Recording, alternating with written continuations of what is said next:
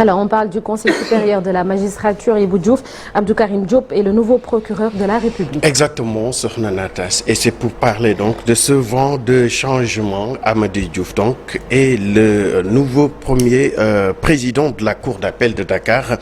Il est remplacé au poste de procureur de la République par Abdou Karim Diop, jusque-là donc procureur adjoint près le tribunal de grande instance hors classe de Dakar.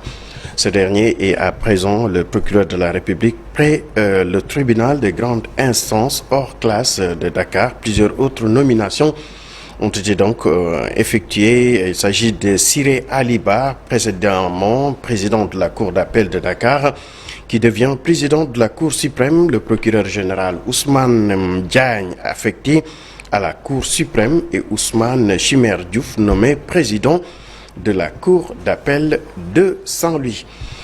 À Sandaga, hier, plus de 40 cantines ont été démolies par les forces de l'ordre. Les commerçants ainsi déguerpis n'avaient que leurs yeux pour constater les dégâts. Donc, il invite toutefois les autorités à les soutenir pour régler le plus rapidement cette situation. Oumar Sissé, leur porte-parole, ses propos sont recueillis par Moussa Mané. Bon, ce qui s'est passé à notre grande surprise, la nuit du samedi au dimanche, aux alentours de minuit, 1h du matin, on a eu nos membres qui nous ont appelés et nous ont informé que leurs cantines sont en train d'être déguerpies. Donc la situation a été une catastrophe, ça nous a surpris parce qu'on n'a rien compris de cela. Il n'y a pas eu de processus, il n'y a pas eu de sommation, il n'y a pas eu de médiation, ni rien. On déplore. On n'a jamais vu ce cas de situation. Bon, ils ont dit qu'il y a un gars qui a acheté la maison qui est derrière les cantines. Donc, et cette maison, il veut la construire. Mais, à vouloir la construire, il a voulu déguerpir les cantines qui sont devant son titre foncier. Donc, et ça ne l'appartient pas. Donc, il n'est pas propriétaire des cantines, il n'est pas propriétaire du lieu où sont basées les cantines. Donc, on se demande de quel droit, pourquoi il a eu le pouvoir de pouvoir déguerpir les cantines qui sont devant. Moi, je me dis que personnellement, je me demande est-ce que le chef de l'État est au courant? S'il est au courant, il est complice. S'il n'est pas au courant, donc il doit saisir ce dossier parce que vraiment, il y a des jeunes qui ont été meurtris. Leur argent, leur bien et tout. Et c'est des chefs de famille. Hein? C'est des patriotes. Ils contribuent, ils payent les impôts, ils payent les CGU, ils payent l'État. Et on reparle, Ibou Diouf, de la 143e édition de l'appel de Seydina Limamoulaye. L'événement débute aujourd'hui. Exactement, Sornonata, et donc la délégation du président de la République a été donc accueillie par le porte-parole du calife Serigne Mamadou Lamine Laye. Le saint homme donc a rappelé la nécessité d'un retour vers les valeurs républicaines, mais aussi à l'usage des bonnes manières. Serigne Mamadou Lamine a également appelé à la culture de la paix. Le président de la République, quant à lui, a pour sa part indiqué que l'État ne va pas faillir à ses responsabilités pour un respect des valeurs citoyennes et républicaines. On l'écoute au micro de nos confrères de la RTS.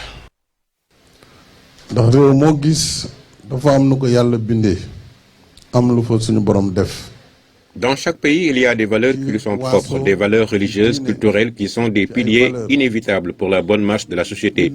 Ces fondements, repères du peuple, méritent respect de la part de tous les citoyens. Si ces valeurs sont bafouées, piétinées, cela entraîne une perte de repères et une crise des valeurs. Cette crise des valeurs est une des causes justement des dérives notées sur les réseaux sociaux qui pourtant pouvaient être utilisés à bon escient. Dans ce rôle de veille et de sensibilisation, le pouvoir public a son rôle. Et pour cela, je tiens à rassurer les citoyens. L'État du Sénégal ne faillira pas devant ses responsabilités. À côté de l'État, les guides religieux ont aussi le rôle pour un retour aux valeurs. Et nos érudits, à l'instar de Mame Limamoulaye, Cheikh Ahmadou Bamba, Seydi Hadj Malick Sy et Cheikh Oumar Al Foutiyou ont joué leur partition et montrent la voie à suivre. Une exception sénégalaise à sauvegarder. waaye mu am lu mu jël ne yéen ragal leen ko pour ñu bàyyi ci xel ñun ñëpp wattaqu fitnatan ragal leen fitna Il est dit dans le Saint-Coran, craignez et évitez la violence. Le bon Dieu n'a jamais cautionné la violence. Il y a une crise des valeurs et une crise dans le respect des valeurs républicaines. Je ne peux pas cautionner que celui qui aime sa patrie veuille appeler à la violence ou faire l'éloge de la violence. On peut appeler à la violence, mais l'on ne peut pas contrôler ses conséquences. Cela me pousse à rappeler cet adage qui dit que l'homme a tout inventé sauf la paix. Mais pour avoir la paix dans l'au-delà, il faut la cultiver de son vivant. Allah subhanahu wa ta'ala a appelé à la paix. Assalamu alaikum. Que la paix soit avec vous. Ce sont là les fondements de l'islam. Monsieur le Président de la République, toutes nos prières vous accompagnent pour que vous puissiez mener à bien les missions qui vous sont confiées par le peuple sénégalais. En tant que chef de l'État, c'est vous que le bon Dieu a choisi pour être à la tête du pays. Confié en tant que capitaine du bateau, on ne peut que vous souhaiter la paix et la stabilité pour que vous puissiez faire votre travail convenablement, cela pour le bonheur du peuple aussi. Mame Diouf Amine, donc restons à Cambérène qui a déjà fait pour neuve avant d'accueillir le premier jour de l'appel de Seydina Limamou Laye Al Mahdi. Tout est donc fin prêt pour accueillir la 143e édition de l'appel, bâche, sonorisation et décoration. Le comité d'organisation s'est attelé au dernier réglage pour un appel dans les meilleures conditions. Pafaranying Amadouba. Plus de 119 bâches érigées devant le mausolée de Serigne Abdoulaye Thiaw Laye avec une sonorisation high-tech. Tout est fin prêt à Cambérène pour accueillir les pèlerins au premier jour de l'appel de Seydina Limamou Laye Al Mahdi. La sous-commission a utilisé près de 120 bâches à l'occasion de l'appel de Seydina Limamou Al Mahdi. Il ne reste que les finitions maintenant. Nous avons installé aussi une bonne sonorisation pour permettre aux pèlerins de bien entendre. C'est le même constat sur les allées qui mènent au lieu de la cérémonie. Il ne reste pratiquement que le dernier réglage. Bon, tout est fait prêt. S'il plaît à Dieu, nous allons terminer avant 20h. Tout un chacun s'est investi pour la réussite de l'événement. Et par la grâce de Dieu, il faut œuvrer pour Seydina Limamou. La cité religieuse de Cambérène va accueillir des milliers de fidèles. De ce fait, une organisation est déjà mise en place pour les pèlerins.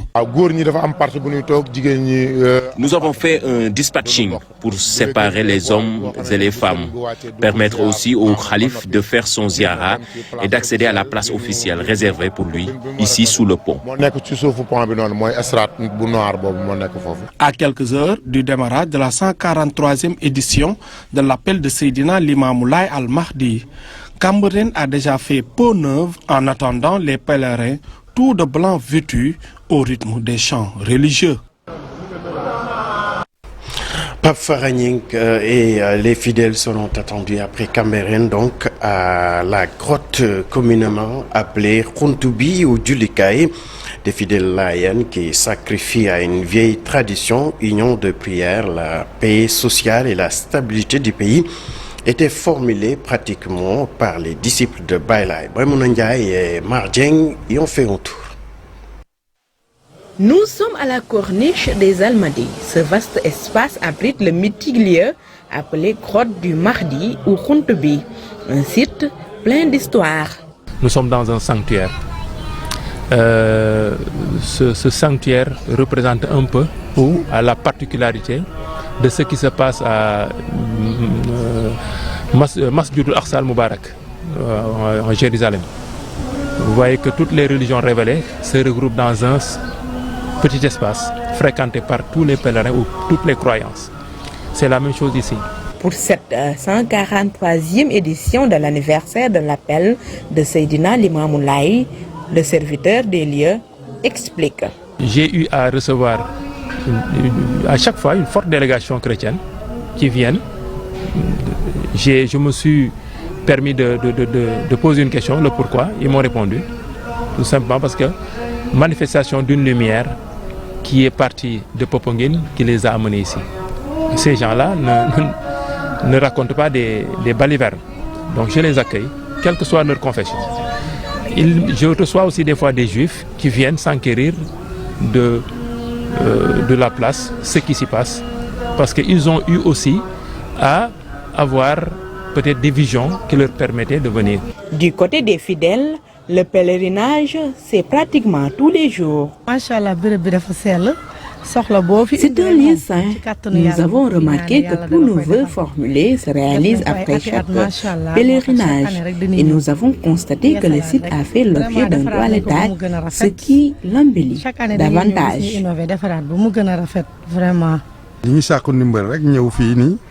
C'est une vieille tradition pour nous. Je vois nettement un changement à chaque appel. Nous croyons aux enseignements de Baïlaï. Je suis à mon 3e pèlerinage cette année-ci. C'est parti pour 2 jours de communion et de prière, des moments très attendus par la communauté laïenne. Et on en reparle tout à l'heure. Maïmouna Ndiaye, Ramadan 2023, Ibou Diouf, nous sommes à 1 mois du mois, nous sommes à 4 semaines du mois béni, c'est ça? Exactement, Sornanata, et que le croissant lunaire n'a pas été aperçu dans aucune localité du pays. Par conséquent, le mercredi, donc 22 février 2023, sera déclaré donc premier jour lunaire ou Barahlou.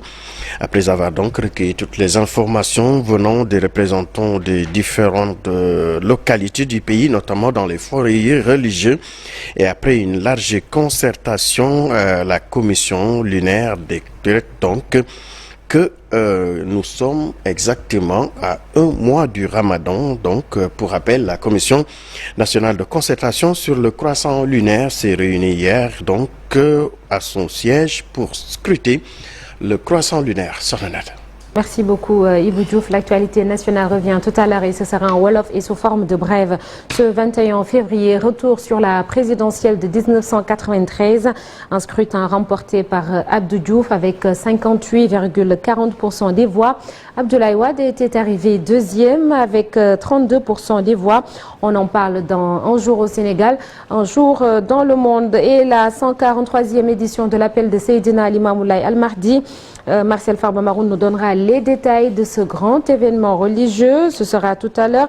Et pour de quoi est-il le nom? Nous restons sur le même sujet avec la découverte d'un des hauts lieux de la communauté laïenne. Tout de suite, l'actualité internationale.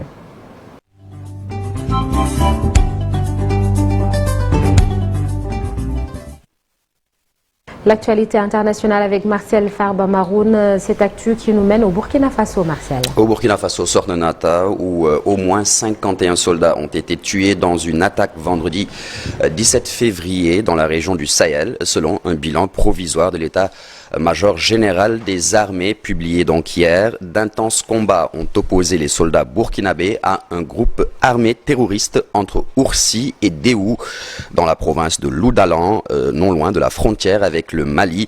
Selon l'état-major général des armées, les soldats burkinabés étaient en mouvement quand ils ont été attaqués par des hommes armés. L'unité a été ciblée par une attaque complexe et il s'en est suivi de violents combats, précisent les autorités burkinabées. L'intensification des actions aériennes a permis de neutraliser une centaine de terroristes et détruit plusieurs véhicules ainsi que du matériel de combat. En rappel, cette attaque est la plus meurtrière au Burkina Faso depuis celle d'Inata qui avait coûté la vie à 57 gendarmes. C'était en novembre 2021.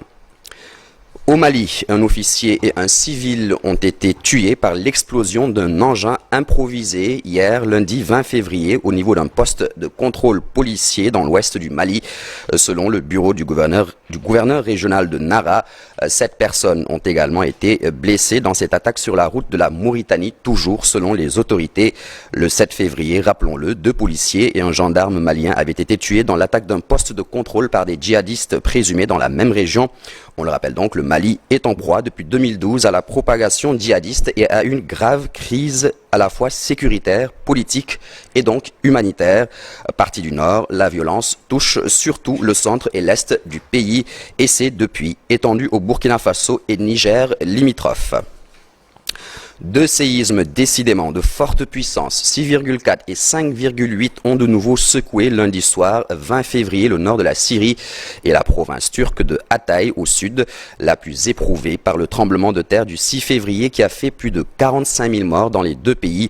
Il y a au moins 3 morts et 213 blessés en Turquie, a annoncé en soirée le ministre de l'Intérieur Süleyman Soylu.